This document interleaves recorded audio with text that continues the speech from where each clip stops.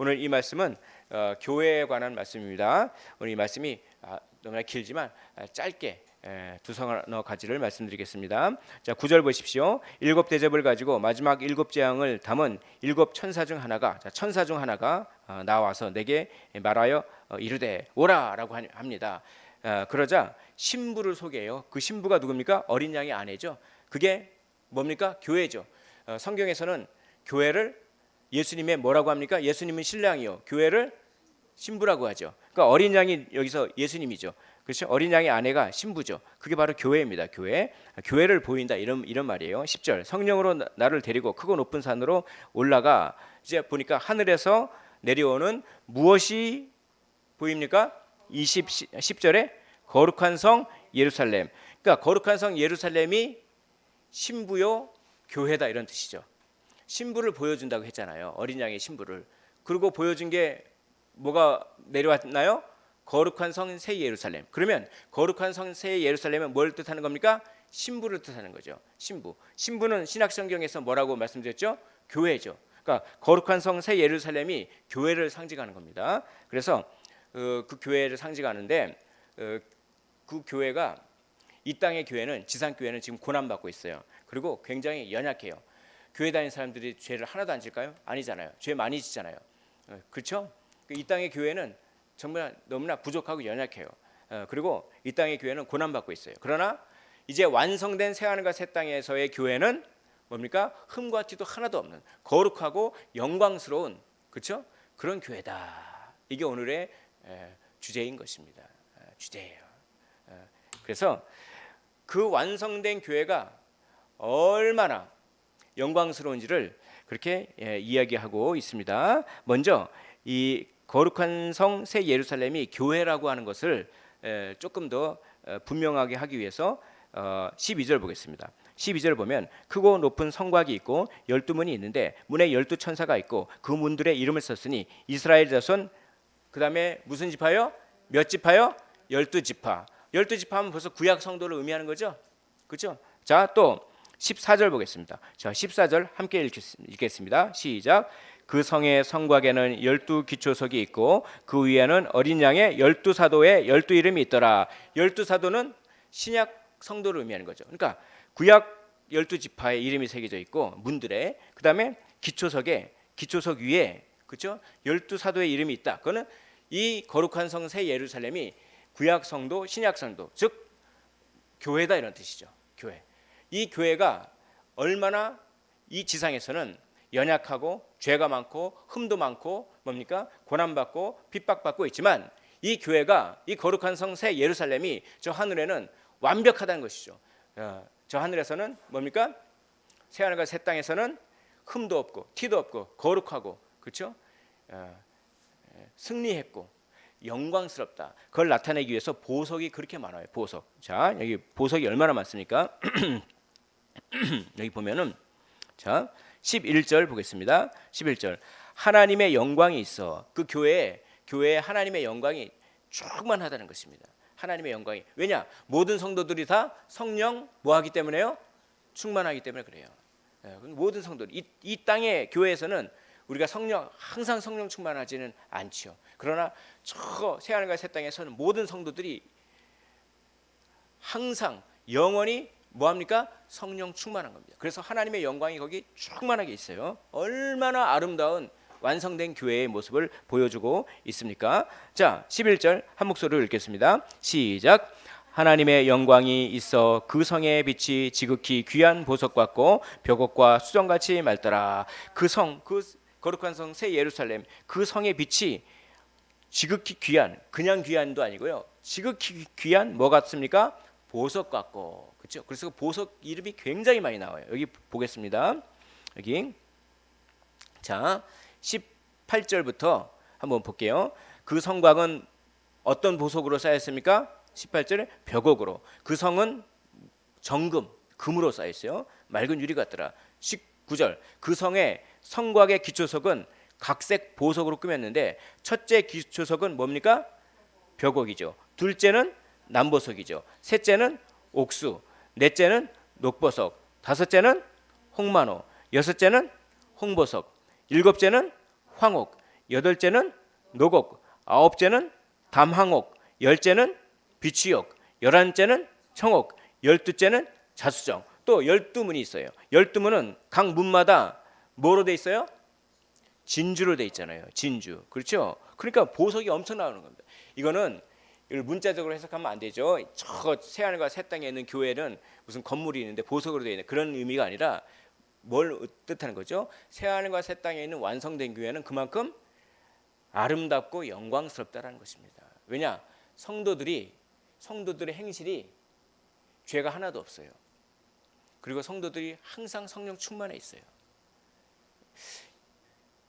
한번 마음속에 제가 질문을 할 테니까 한번 크게 대답하지 마시고 속으로만 대답하세요. 속으로만 대답하셔야 됩니다. 우리 교회에 껄끄러운 사람이 있다. 대답하십시오. 있으십니까?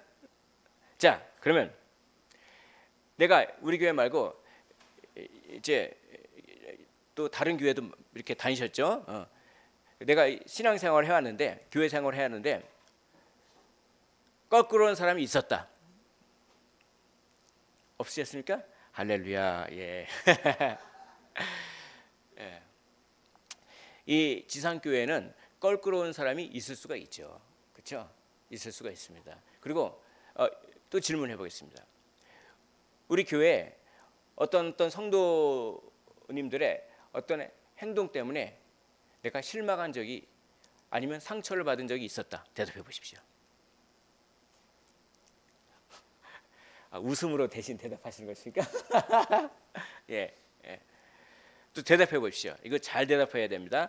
자, 목사인 저 때문에 상처받은 적이 있었다. 대답해 보십시오. 마음속으로. 예. 예, 그렇죠? 예. 지상교회는 흠이 많아요. 예. 예, 많습니다. 그러나 천상교회는 흠이 하나도 없어요. 모든 사람들이 다 예수님 같아요. 다 예수님처럼 거룩하고 예수님처럼 온유하고 정말 상한 갈대를 꺾지도 아니해서 예수님처럼 온유하고 예수님처럼 인자하고 자비가 넘치고 신실하시고 다 그래요. 다 성령 충만하고 하나님과의 친밀한 관계 그렇게. 예. 예. 그렇죠? 예. 그러니까 우리는 이 지상교회의 연약함을 인정하면서 이 지상교회의 연약함에 집중하는 것이 아니라 완성된 천상교회를 바라봐야 되는 것입니다. 예. 그래서 오늘 우리에게 주신 말씀이 이겁니다. 따라해 보겠습니다. 장점만 보자. 시작. 다시 한번 장점만 봅시다. 근데 사람들은 장점은 별로 기억 안 하고 단점만 기억해서 저 사람은 저러니 저 사람은 그거 아니에요. 그래서 비성경적입니다. 성경은 여기 보세요. 지금 완성된 교회, 그 아름다운 이 교회의 모습, 그렇죠? 이것만 얘기하잖아요.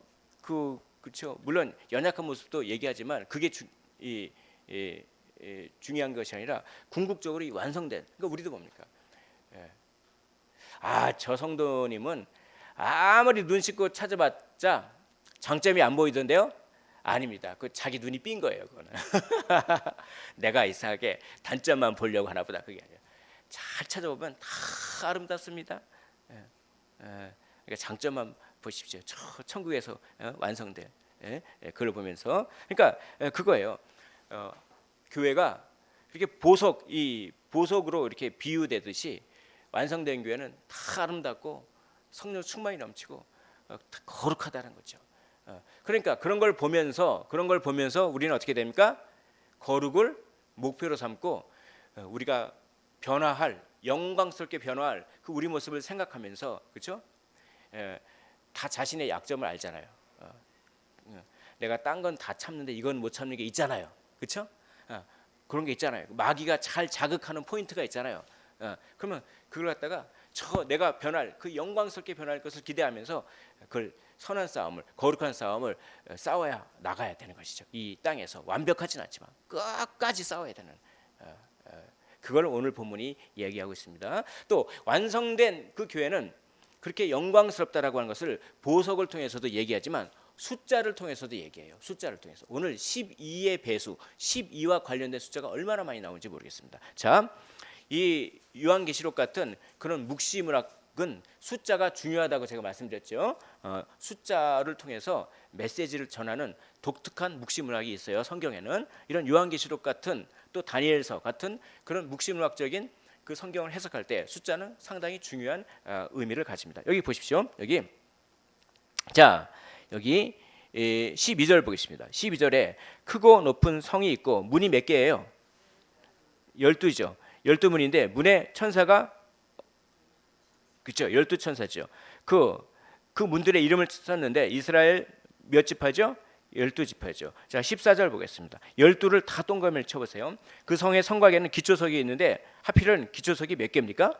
12기초석이죠. 그 12기초석 이름에는 12사도의 12이름이 있죠. 그렇죠? 12 다 한번 동그라미 한번 쳐보세요. 또 여기 보겠습니다. 성은 네모가 반듯하여 자 길이와 너비가 같은데 측량하니까 자 12,000 스타디온 이거는 12 곱하기 1000이죠. 12 곱하기 1000이에요. 12는 완전하다. 1000도 완전하다. 완전하다 이런 뜻입니다. 또 여기 17절 보겠습니다. 17절 그 성곽을 측량함에 144규빗 144는 12 곱하기 10이에요. 그렇죠? 12 곱하기 12하면 144가 납니다. 완전하고 완전한. 그렇죠? 그런 겁니다. 여기 또 보겠습니다. 또 19절부터 각 성의 성곽의 기초선은 해가지고 첫째, 둘째, 셋째는 옥수요, 넷째, 다섯째에서 몇 제까지 있죠? 12제까지 있죠. 또 21절 보겠습니다. 문이 몇 문이죠? 12문은 진주가 몇 개죠? 12진주니.